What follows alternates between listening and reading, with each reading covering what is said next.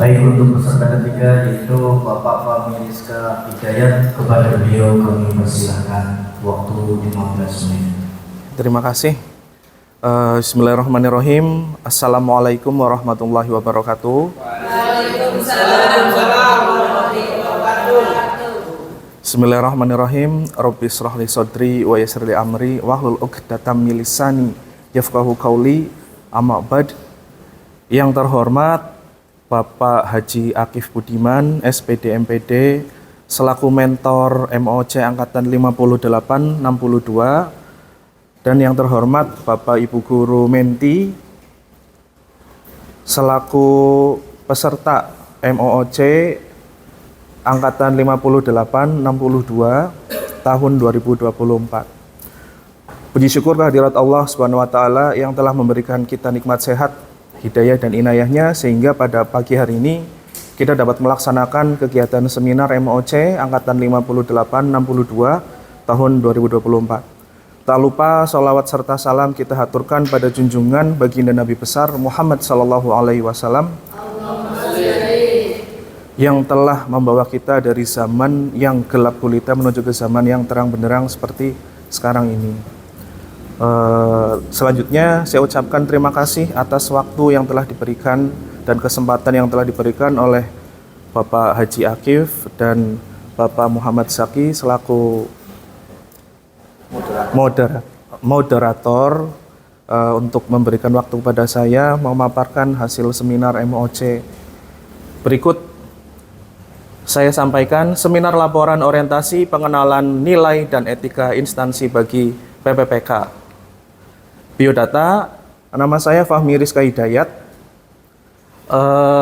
NIP 1994 0727 2023 211008, tempat tanggal lahir Brebes 27 Juli 1994. Kemudian saya mengampu mata pelajaran seni budaya, khususnya seni musik.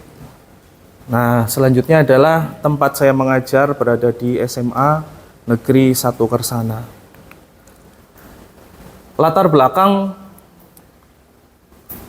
seminar ini adalah guru adalah pendidik profesional dengan tugas utama mendidik, mengajar, membimbing, mengarahkan, melatih, menilai, dan mengevaluasi peserta didik pada pendidikan anak usia dini, jalur pendidikan formal, pendidikan dasar, dan pendidikan menengah Kementerian Pendidikan, Kebudayaan, Riset, dan Teknologi atau Kemendikbudristek. Pada tahun 2021 mempunyai kebijakan untuk melakukan pemenuhan guru melalui seleksi pengadaan pegawai pemerintahan dengan perjanjian kerja atau PPPK. Kegiatan ini memberikan kesempatan kepada ASN baru untuk melakukan pengenalan terhadap tugas pokok dan fungsi. Fungsi ASN PPPK guru terutama. Sehingga memahami tentang disiplin pegawai pemerintah dan etika pegawai serta tentang penilaian kinerja PPPK yang dilakukan di tingkat individu dan tingkat unit atau organisasi dengan memperhatikan target sasaran hasil, manfaat yang dicapai, dan juga perilaku pegawai. Di lingkungan kepegawaian dikenal istilah moral pegawai sepiing pamrih rame inggawe, di mana suatu tuntutan agar pegawai senantiasa menjalankan tugas pekerjaannya dengan mewujudkan semangat tinggi dan etika yang luhur. Ada beberapa maksud dan tujuan yang ingin saya paparkan pada seminar ini. Yang pertama pada kategori maksud, 1. Pengenalan tugas dan fungsi ASN PPPK, dan yang kedua adalah pengenalan nilai dan etika instansi bagi PPPK. Pada konteks tujuan, ada dua kategori. Yang pertama, mampu memahami program orientasi dan mengenal nilai dan etika instansi bagi P3K atau PPPK. Yang kedua, mampu mengimplementasikan hasil orientasi. Berikut rencana hasil kerja tahunan saya pada unit kerja SMA Negeri 1 Kersana. Jabatan yang saya ampu adalah guru seni budaya. Masa kontrak tahun 2023 sampai dengan tahun 2028. Tujuan instansi atau rencana hasil kerja atasan yaitu terlaksananya peningkatan kualitas praktik pembelajaran guru seni budaya. Konteks 1 atau RHK pimpinan yang diintervensi, terlaksananya peningkatan kualitas praktik pembelajaran guru. Pada konteks ini ada RHK kerja yaitu meningkatnya praktik manajemen kelas yang berfokus pada keteraturan suasana kelas. Ada dua aspek, kuantitas dan kualitas. Pada aspek kuantitas, indikator kinerja individu yaitu melaksanakan praktik pembelajaran. Jadi ada persiapan, pelaksanaan, dan diskusi. Ada satu dokumen dan kegiatan tahapan ataupun output kegiatan tersebut ada beberapa kategori. Yang pertama, tersusunnya rencana pembelajaran dalam bentuk modul ajar. Nah, output yang kedua yaitu ada catatan observasi praktik. Kemudian catatan yang ketiga yaitu ada hasil analisis refleksi kegiatan untuk meningkatkan pembelajaran pada tahap selanjutnya. Adapun penerapan nilai-nilai berakhlak, yang pertama adalah saya dalam merencanakan pembelajaran berupa modul ajar dengan inovasi yang sesuai dengan karakteristik pembelajaran. Yang kedua, saya melaksanakan praktik pembelajaran dengan menunjukkan kinerja terbaik dalam melakukan pelayanan terhadap peserta didik. Nah, yang nomor 2 pada RHK yang diintervensi adalah terkelolanya kegiatan pengembangan kompetensi guru dan tenaga kependidikan, yaitu meningkatnya kompetensi melalui peran sebagai peserta berbagi praktik baik yang diselenggarakan komunitas belajar. Ada beberapa kategori.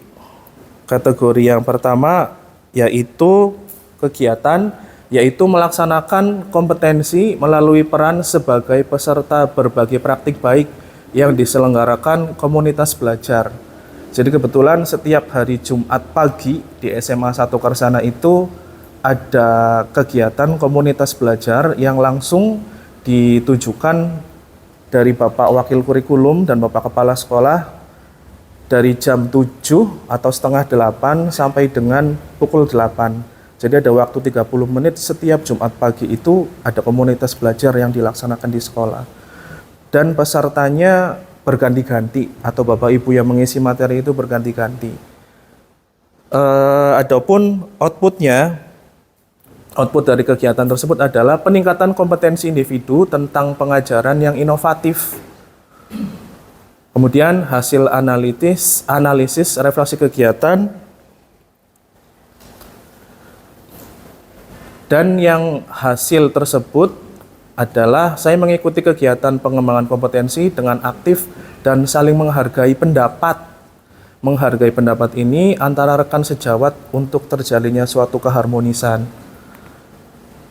Kemudian saya senantiasa belajar dan aktif mencari referensi untuk meningkatkan kompetensi saya terutama di bidang pelajaran yang saya ampuh, yaitu seni musik. Dan yang nomor 3 adalah pada poin terkelolanya penugasan guru dan tenaga kependidikan untuk mewujudkan penyelenggaraan pembelajaran yang berkualitas. Nah, pada pembelajaran yang berkualitas ini saya melaksanakan tugas tambahan yaitu sebagai pembina ekstrakurikuler.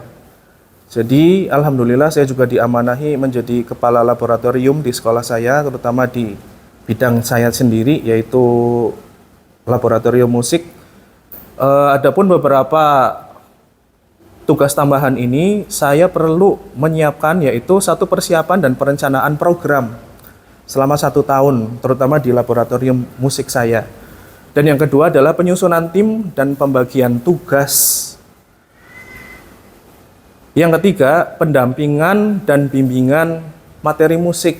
Karena menurut saya pribadi, musik itu bukan hanya belajar mengolah kontrol emosi untuk siswa, tapi ketepatan, kecepatan, dan untuk mengatur olah rasa untuk siswa zaman sekarang itu menurut saya penting. Karena anak-anak sekarang cukup sensitif sepertinya. Nah,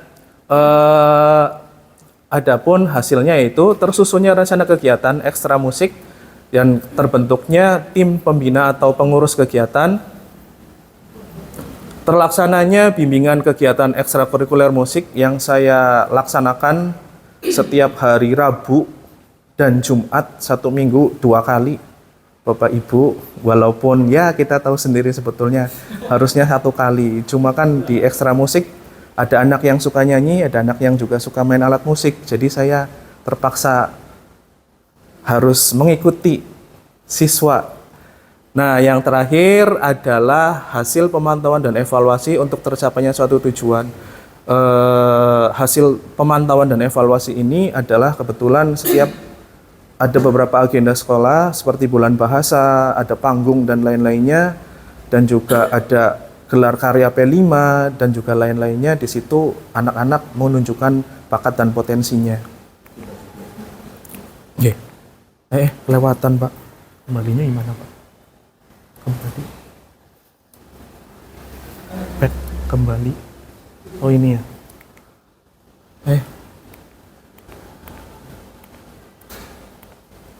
Yang keempat, terkelolanya kegiatan pengembangan kompetensi guru dan tenaga pendidikan, yaitu melalui peran sebagai peserta mandiri sesuai kompetensi guru kepala sekolah, di mana saya melaksanakan kompetensi melalui peran sebagai peserta pelatihan mandiri di PMM. Nah, di PMM ini dan melaksanakan pembelajaran di platform Merdeka Mengajar untuk meningkatkan kualitas guru dan tenaga kependidikan. Terkelolanya kegiatan pengembangan kompetensi guru dan tenaga kependidikan, meningkatnya kompetensi melalui peran partisipan kegiatan seminar yang diselenggarakan di bidang pendidikan. Dan yang keenam adalah adanya jadwal guru piket, serta adanya